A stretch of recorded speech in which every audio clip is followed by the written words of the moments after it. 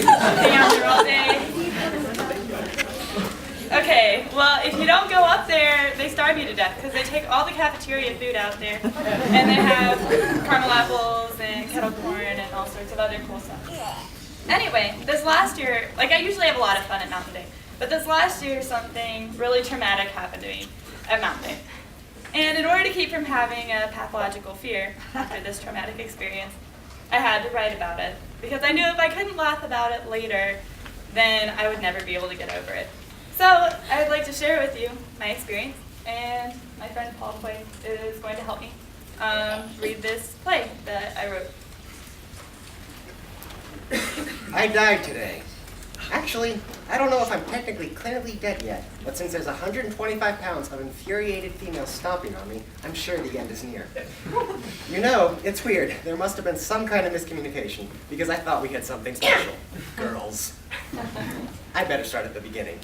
I live on a really big hill, usually unpopulated. But today, hundreds of people from all over came and milled around for several hours. And today was the day I saw her. I'm not sure why I volunteered for the henna booth. The line for that booth is always ridiculous. And I agreed to squirt henna onto every single person in that ridiculous line. Love at first sight is a funny thing. I mean, she wasn't particularly pretty or graceful or anything. I just knew, you know? I got up my courage and walked up to her. I'm pretty short, so I climbed up to the top of her leg so she could see me. Yet another person sat on the folding chair. There's a spider on your leg, she said. Sure enough, there was. Sometimes spiders are scary, but he wasn't big enough to be scary. He was kind of cute, with almost cuddly gray fur, like a teddy bear. But teddy bear, no teddy bear, nothing with 8 legs belongs on my leg. For some reason, most girls scream and slap me when I introduce myself. Right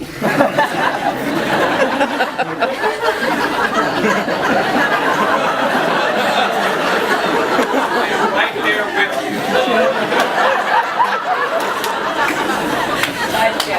I swear I saw her smile as she lowered me to the ground. Our relationship was off to a good start.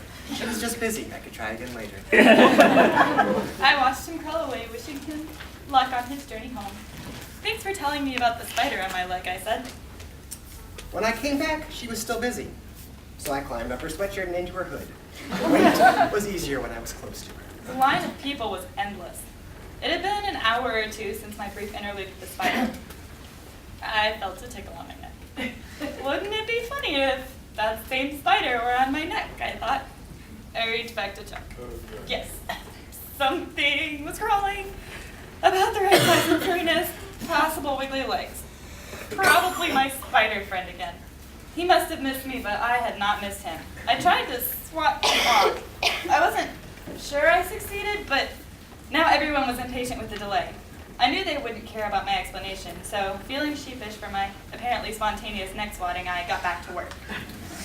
I kicked myself. As soon as she noticed me, I had to run away. What an idiot. I could still feel her touch. I didn't think I would wash that spot for months. I had never spent more than a couple seconds with a girl before having to run for my life. It was just fine being with her. Maybe she wanted it that way, just the two of us. I crawled farther down into her sweatshirt. She didn't seem to mind, but I didn't want to rush things. I could wait as long as she needed. It was a long day. When I got home, I fell asleep immediately. She was taking a nap. I found a comfortable spot for my own nap. I've lived my whole life in the mountains. They surround you like an oversized hug. They make you feel safe, loved. That's how I felt, surrounded by her. About a half hour after I woke up, 8 hours since the first time I saw my spider friend, I felt a tickle in my shirt, between my breasts. I lifted my shirt for what I thought might be a stray hair. Instead, I saw my spider friend. Remember, it had been 8 hours since I'd last seen this friend. This time, he got much too friendly. He wiggled his legs happily. I, on the other hand, was not happy. I woke up to the world shaking around me. I stretched my legs lazily and opened my eyes. She was looking at me. I was so happy. I knew it wouldn't take long for her to know that we were meant for each other. I threw myself into convulsions. He'd looked small on my leg. He'd felt small on my neck. but between my breasts, 6 inches from my face, he looked very, very large. I felt violated. I shook him onto the floor and leapt at him, stomping at him. No one should be able to withstand 125 pounds of infuriated, stomping female.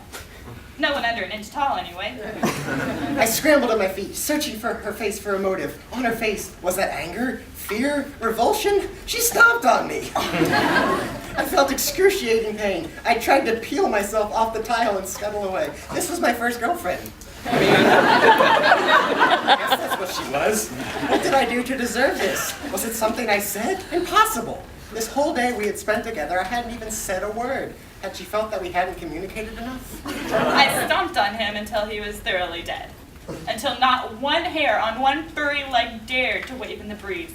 Until he was a pathetic splotch of goo between my shoe and the floor. Then I wiped up his entrails with a wad of paper towels, put the wad in the trash can, and took the trash can to the dumpster. My vengeance was complete.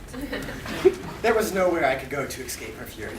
Finally, I gave up and cowered, waiting for death to relieve me of the agony. She had seemed sweet, but maybe she'd always been unstable. I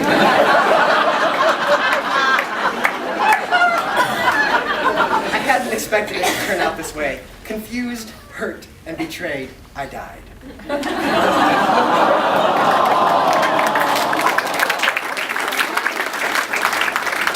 I looked down at my hands.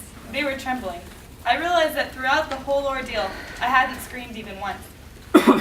But now my body was covered in itches and tickles, and every single one of them felt like a spider.